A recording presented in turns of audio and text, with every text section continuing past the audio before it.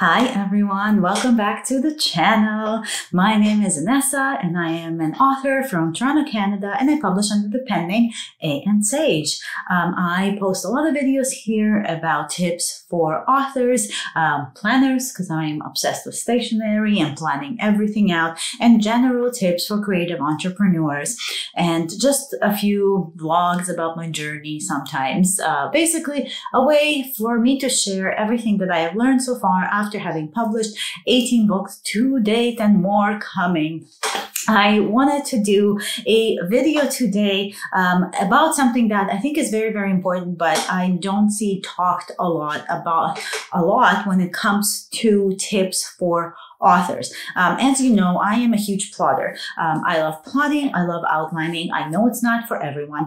I do usually recommend, if you are a new author, that before you start being a pantser, that you take some time and actually try to plot out your novel. I think it will help you really flesh out ideas, and it's always a really fun exercise to kind of brainstorm and play around without actually putting words down on paper.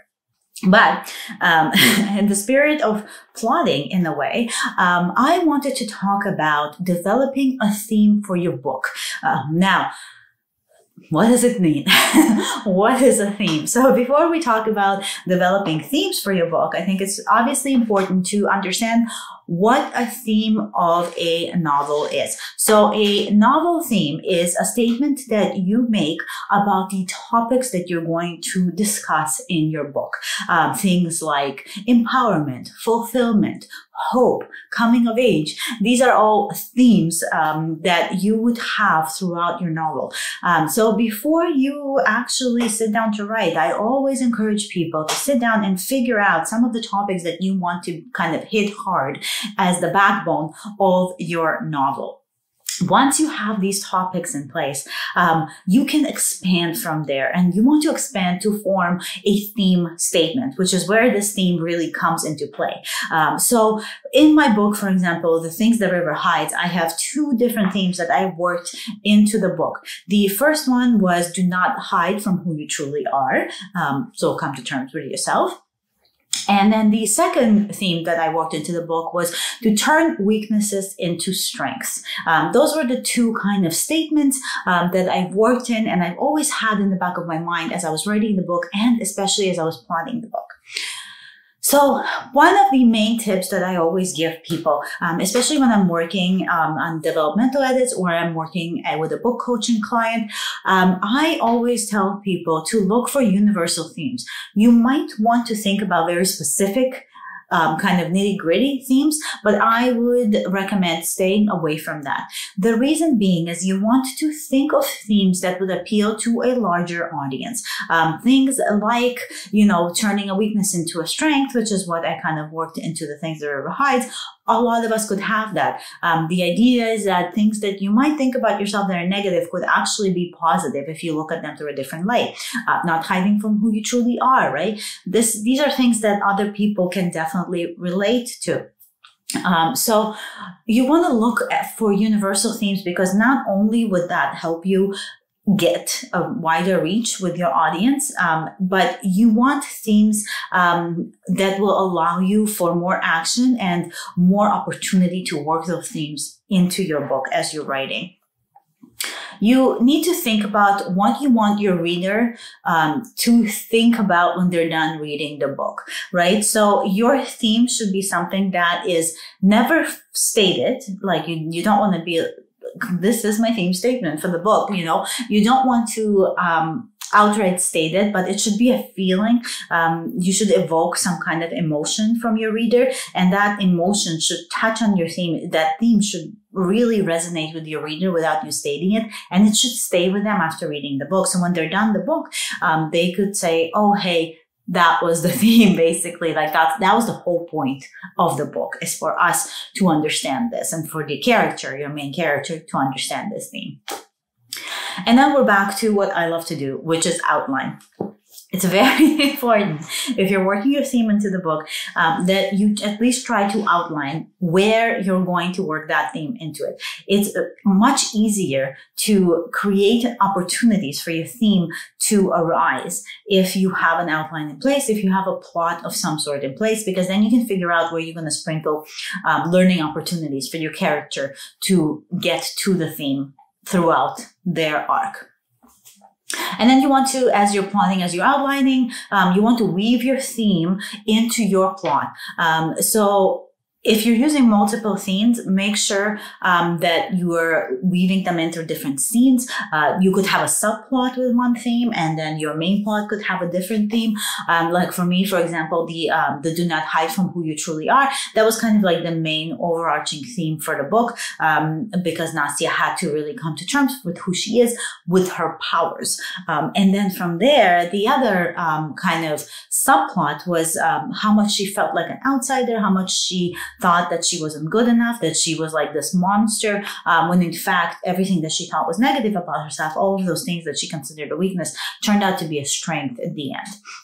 And so her learning that, one theme kind of was driving the other, but they were very separate themes. And the first main theme we kind of discovered through the mystery of the plot and her finding out like really what's going on. And then the second theme was developed more through the subplot, which is kind of this love story between her and another character.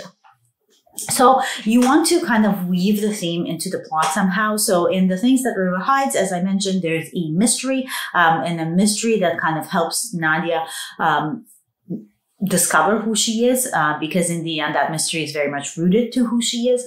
And you want to, as a next step, use action to develop your theme. So by action, what I mean is you want to put your character into situations where they have to encounter these themes. They have to be like in the case of The Things the River Hides, my character was kind of thrown into this mystery. She had to solve this murder that in the end helped her learn who she really is, but also it helped her use those things that she thought were weaknesses as a way of getting through the mystery and figuring out what's going on and saving her friends and her family and the town that didn't want her.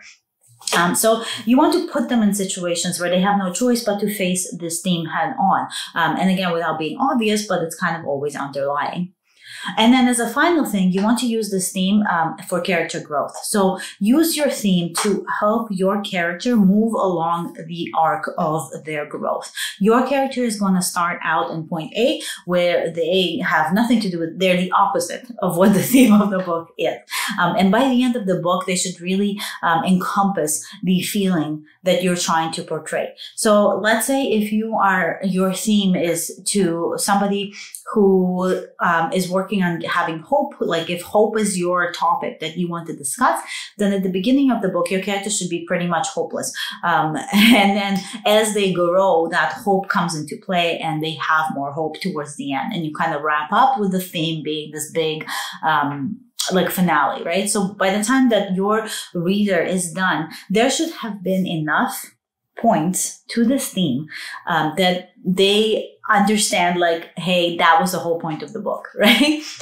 So it could be that just an adventure, and that's the point of the book. But even books that are heavily set in adventures, there's always an underlying theme underneath. It could be personal, it could be political, it could be like a coming of age, like I mentioned before. It could be the love story, but some kind of theme is always present in your book, no matter what type of genre of fiction, obviously, that you write.